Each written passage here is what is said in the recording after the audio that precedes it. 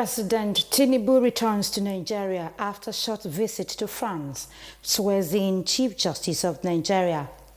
First Lady of Nigeria, Senator Oluremi Tinubu flag.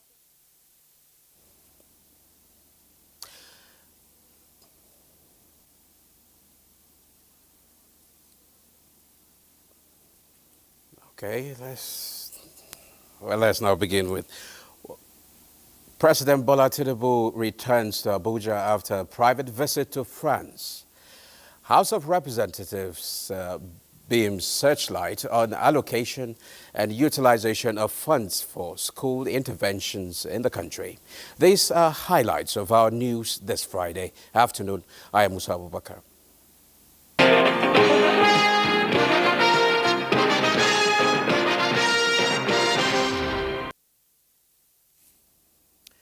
Now, President Bola Tinubu inaugurates Justice Kudirat Kekere-Ekun as the new Chief Justice of Nigeria following the retirement of Justice Olukayode Ariola. Justice Kekere-Ekun emerges following the recommendation of the National Judicial Council, NUC. Justice Kekere-Ekun becomes the second female Chief Justice of Nigeria after Justice Mariam Aloma Mukhtar. Meanwhile, President Bola Tinubu is back in Abuja after a short private visit to France.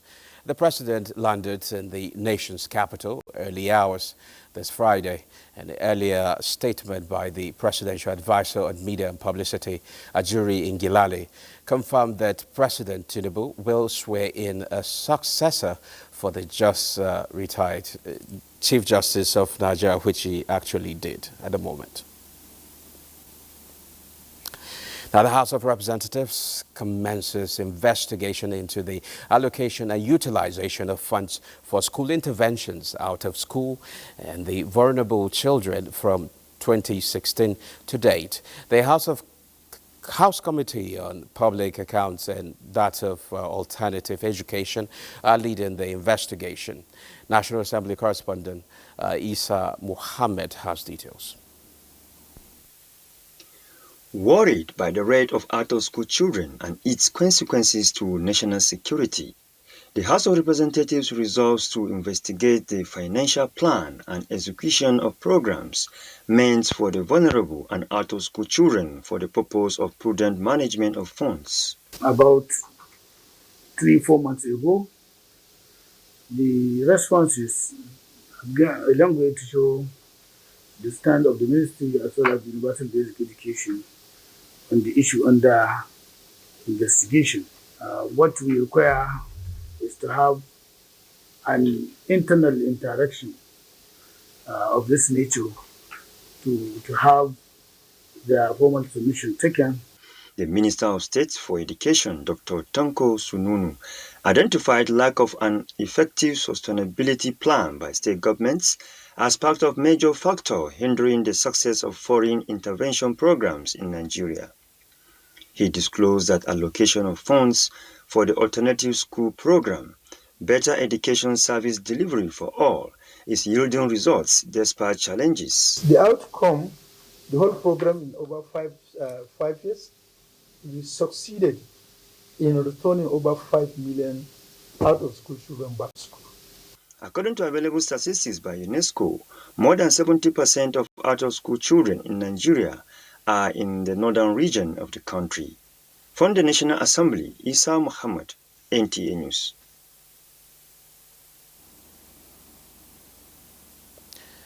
The federal government has pledged to revamp ongoing water projects nationwide as part of its renewed commitment to provide clean and accessible water to all Nigerians. This announcement comes as the Minister of Water Resources and Sanitation, Joseph Otsef, inspected water projects in Osun State. Femi Afariogun has the details. In continuation of his 3-day inspection tour of water projects in Southwest Region, Minister of Water Resources and Sanitation, Joseph Otsef, visited Elisha Water Dam, Kajola, in Atakumosa East local government area of Osun State. After inspection, he made his observations about the dam. Coming to this particular area, I have noticed that the quantum of water that we have needed for treatment to be supplied to the inhabitants is not enough. So when I was asking questions, I was made to understand that there is a consultant on this particular project to look at this and make notes, make recommendations for the best options for us to have the enough of water, the quantity of water for us to supply to the treatment plant. 1,000 cubic meter per day, and it will cover Ilesha, it will cover Atakumasa, and Uriade and Obokun. So by the time this project finishes, I believe it's going to be a very plus to the government. The minister on the second day in Osun State also visited Ife Water Dam at Ogudu, where he also promised federal government intervention. Femi Afariogun, NTA News. President Bola Tinubu has approved a grant of 10 billion naira to the National Broadcasting Commission in order to accelerate the digital switchover project. The Director General of NBC, Charles Ibubu, at a press briefing in Abuja, assured a nationwide satellite coverage. Salihu Gonara reports. Digital switchover, so dear to Nigerians, is an essential project inherited by the current administration, with 10 billion naira grant for the commission from the sales of spectrum. The Director General of NBC, Charles Ebuebu, assures a steady move to digitize Nigeria's broadcast ecosystem in line with global standard through a renewed approach. The funds allotted to this project will be meticulously expanded to ensure that each component of the DSO ecosystem contributes significantly to the realization of impactful digital dividends to the country. There's also satellite capacity, which entails leasing of transponders and establishing a robust satellite backbone to ensure 100% coverage of the nation. There's also audience measurement tools to provide broadcasters and the industry with detailed insights into viewership patterns, preferences, and demographics.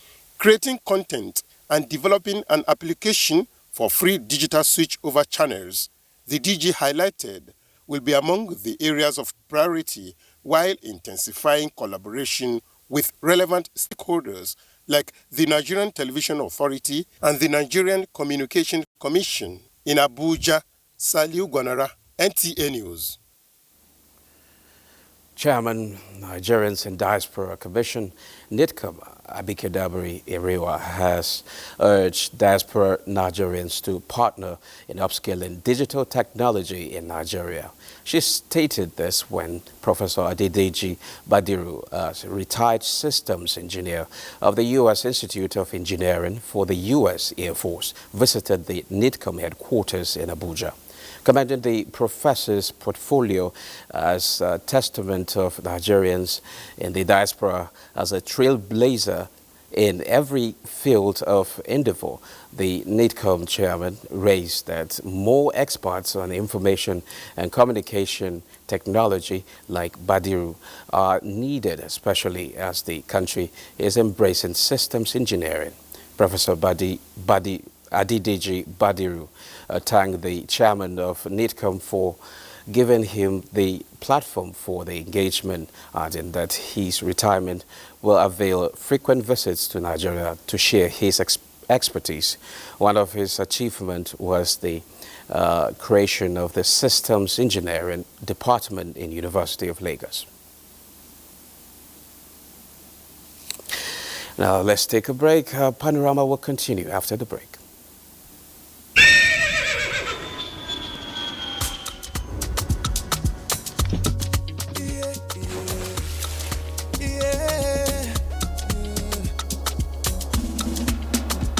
From the Atlantic across the savannah to the Sahara, we rise, a land of the free, we know they tire. We dream great, our spirit is undying. Resilient, rooted like palm tree, we sway in colors, we turn dark into light, we make solutions, we ignite passion, yeah. Ethnicity is unique, we have more than just a nation. We are Nigeria, strengthening unity, we know they carry light.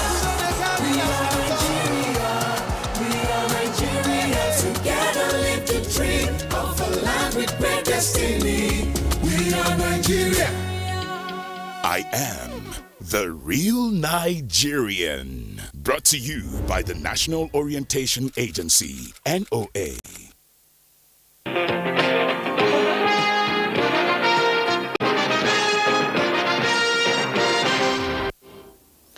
You're still watching Panorama on the network service of the NTA. Motorists have remained stranded on Kaduna-Abuja highway this morning as a result of gridlock spanning kilometers. The gridlock began around 1 a.m. according to some of the stranded motorists, and with many flouting traffic rules, the situation worsens. Bad sport immediately after Qatari accounts for the incessant gridlock within the axis. Nigeria is expected to submit its climate action plan, which is the first biennial transparency report, BTR, to the United Nations framework on climate change by December this year. Charles Alpha reports that in order to beat the deadline, the National Council on Climate Change is engaging relevant actors from across the states tasked with the responsibility of producing a document that is accurate and transparent. One of Nigeria's commitment to the Paris Agreement is the reduction of greenhouse gases, which is responsible for global warming. The submission of the first and second biennial transparency report, as well as the fourth national communication to the United Nations Framework Convention on Climate Change, UNFCCC, will prove to the United Nations and the world Nigeria's efforts in this regard. What this workshop, sponsored by the United Nations Development Programme, UNDP, is all about is to engage key players with the National Council on Climate Change Secretariat on how to acquire accurate and transparent data for the report, develop a framework for Nigeria's nationally determined contributions, NDCs, its carbon market and carbon credits. The good news is that Nigeria is making progress. We're very much on course with regards to our BTR submission. Again, you can never overemphasize the need for credible quality data, and that's what we're asking for stakeholders. If everything goes well, by God's sort of benediction, if we can say that, we can get Nigeria to submit its first report in December. Part of this administration's drive has been to really show our commitment in driving climate change and climate action. It's important for us to be able to show that to the international community that we are certainly taking this seriously. The Director General, National Council on Climate Change, Nkiruka Maduekwe, assured participants at the 3-day event that data generated will be deployed for the BTR report.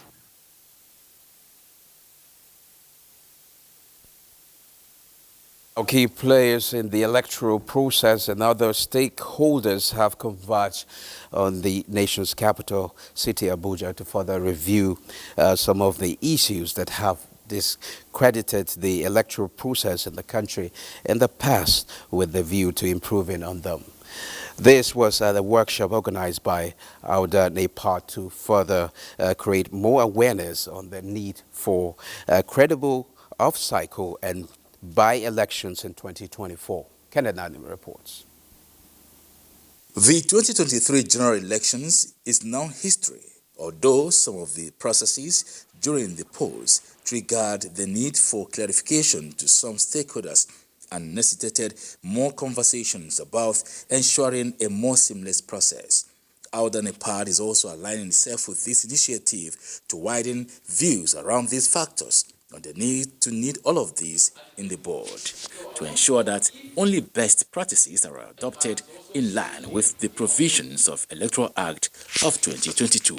A positive mindset and selfless delivery can transform elections into the expression of the people's will, leading to governance that genuinely serves and uplifts the entire society. The workshop is certain that the forthcoming off-cycle elections in Edo and Ondo states will further test integrity of the electoral umpire, the political will, and the civil obligations to implementing recommendations emanating from different fora such as these. The electoral management body has to be looked into so that their credibility will be enhanced. For every election, we look up to them. Discussions here are also to reawaken the consciousness in gatekeeping the electoral process to guarantee civil rights protection and electoral crisis management that will enhance free, fair, and credible by-elections in 2024. We should avoid violence. We should avoid maybe double registration. These are the things that you can see that is causing much problem. The stakeholders will have a very big role to play to get our system work very well. It is also expected that the forum will come up with an implementable recommendation on better strategies towards achieving credible election in Nigeria and in Africa as a whole. Kenneth Nanim, NTA News. Now, the Nigerian Television Authority, NTA, says its doors are open to partnerships with relevant agencies that provide content for the development of the television industry in Nigeria. This was part of discussions when the management hosts the Film and Video Producers, Marketers and Distribution Association of Nigeria. The Director General of the NTA, Abdulhamid Dembos, represented by the Executive Director Programs, Lawal Lalu, commended the association for contributing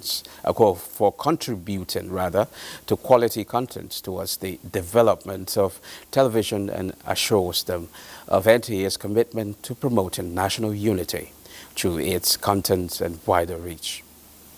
Not eradicate the unemployment problem we are facing in the country. So I want to give you the assurance that NTA will partner with you and we will continue to do so. President of the association, Matthew Abutu, is convinced that the partnership with the NTA will further propel progress made in the development of the film industry and other related professionals. Sufficient right in the school.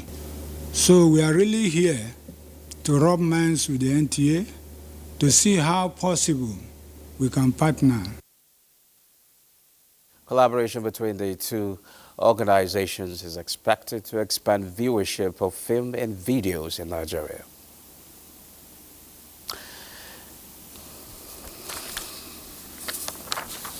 The Nigerian Army is deploying simulation technologies for capacity building and force multiplication to aid ongoing military operations across the country. Defense correspondent Ismail Musa reports that this is the focus of simulation exercise, codename Exercise Kulumbugu, at the Land Forces Simulation Center, Giri, Abuja.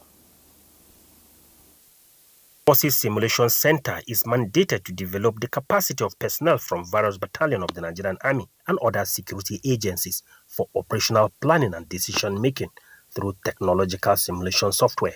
The Chief of Army Staff in a message notes that the exercise is in line with the vision of the Nigerian Army to have a professional force ready to accomplish assigned missions within a joint environment. This simulation exercise is meant to simulate a battalion in the field comprising an integrated force of military, police, and other security agencies in the act of planning, operation preparation, and conduct of military operations other than war and internal security operations using the MASA simulated wargaming for operational readiness and doctrine, SWOT for short. The advantage of simulation training is that the Army spends less money on field exercises. The simulation exercise, Kulumbugu, involves the use of emerging technologies like artificial intelligence, robotics, MASA software, and other applications to boost personnel capacity to tackle the nation's dynamic security threats. In Abuja, Ismail Musa, NTA News. Now, dealing with challenges of flood can be mitigated if flood waters are harvested, drained, and channeled to canals for irrigation or other proactive uses. Guests on Good Morning Nigeria are also of the view that prioritizing preventive or prevention through deployment of predictions and forecasts can be game-changing. Leader Samson reports. With 28 states cutting across 113 local government areas already affected by flood, key players on Good Morning Nigeria are on the same page that houses on floodplains and human attitude to the environment needs to stop. I believe strongly that emphasis should have been placed on prevention. And it will be worth noting that the Nigeria as a nation seems not to pay emphasis to that, although they do say prevention is better than cure. But NISA prevents. But the institution that prevents, if it's not well funded, then what are we saying? See, over the years, population of Nigeria, early independence period was about 40 million. Now we are more than 200 million. So people must build houses. Infrastructure is expanding. People must farm so that we can feed the population. So a lot of human activities, which are definitely going to impact on the environment. They are emphatic that though flood cannot be stopped, it only becomes a disaster where residential areas are flooded and overwhelmed. They commended the FCT, Jigawa, Lagos and Rivers states for the measures put in place to proactively tackle challenges of flood in their states, urging others to emulate them for holistic approach. We are collaborating with the media. Okay. Because you are very important stakeholders in this. Enlightenment, public enlightenment. That's what we've been doing. That's what we are doing. Right. Telling people the negative impact of their actions. Indeed. And at least we are gaining on that ground. You've started, it's something that will take long, but we are on it. With Nigeria being at the receiving end of River Niger, transversing Western Central African countries, the guests reiterate that building a buffer dam is crucial. They believe sustaining more multifaceted collaborations, sensitization, and reorientation of communities is key to mitigate recurring flood across the country. In Abuja, Lydia Sampson, NTA News. The federal government has incorporated insurance into its national agricultural policy and programs. This initiative aims to mitigate agricultural risk and ensure food security. This development is particularly relevant as floods have damaged more than 16,000 hectares of farmland this year. Musa Babaliu reports. Outbreaks of diseases and pests and other environmental challenges such as flood have been a bottleneck to the growth of agriculture in Nigeria. For instance, in 2023, pests ravaged tomato and ginger plantations in the country. This year, more than 16,000 hectares of farmland have been damaged by floods in 27 states. To address these challenges, the Federal Ministry of Agriculture and Food Security is introducing insurance. As we begin this process of bringing insurance into the mainstream of our investment, I think farmers will begin to get sensitized. The Nigeria Agricultural Insurance Corporation and key players are to develop a roadmap that will enable beneficiaries of the federal government agricultural growth scheme to have their farms insured. For agricultural projects, production through the value chain to be sustained, it should be a critical factor that we must not neglect. Insurance is very important. The issue of animal encroachment, actually before now, it was part of an insurance. The African Development Bank is also supporting the government initiative under its $10 billion agricultural insurance window. Musa Baba Aliyu, NTA News. Next is sports update. Team Nigeria's 35-member contingent consisting of 23 athletes, 7 coaches and 5 medical personnel are already in Paris ahead of the 2024 Paralympic Games. With few days to the commencement of the Games, General Captain for the team, a veteran Folashade Olufemi, the flag bearer Loretta Onye and teammates are optimistic of winning medals from the event and put smiles on the faces of sports-loving Nigerians. In football, Nigeria's Premier League champions Enugu Rangers will take on their counterpart from Comoros Islands, US Desilimaju Friday, in the second leg tie of the first round of the CAF Champions League. The match is slated for Godswill Akpabio International Stadium in Uyo. Enugu Rangers won the first leg with a long goal victory and win for the Nigerian side will guarantee the team a place in the second round of the competition. In collegiate sport, with few weeks to the commencement of the 11th Federation of African University Sports FASU Games, the Vice Chancellor of the University of Lagos, Professor Folashade Ogunshola, and her team have promised a masterpiece of sporting events as the organizers have improved on facilities used for the 2016 Nuga Games hosted by Unilag. It's not just about the sports, it's not just about the competing, but it's also really about the unity. That unity part is particularly important because if we're going to move forward and become a power in the world, we have to be united. What we are now trying to do is to make sure that we use our medal hopeful, those that gave us gold during the last Nuga game, and that the one we are presenting for this game. And we are presenting about 143 athletes. This is the first time the games will be co-hosted by two universities, as the opening ceremony is slated for Saturday, 21st September 2024 at Unilag, while Lagos State University will host the closing ceremony on the 28th of September 2024. With sports update, Olumide Eguntola, NTA News. Well, that concludes Panorama. Thanks for watching. I'm Musa Abubakar.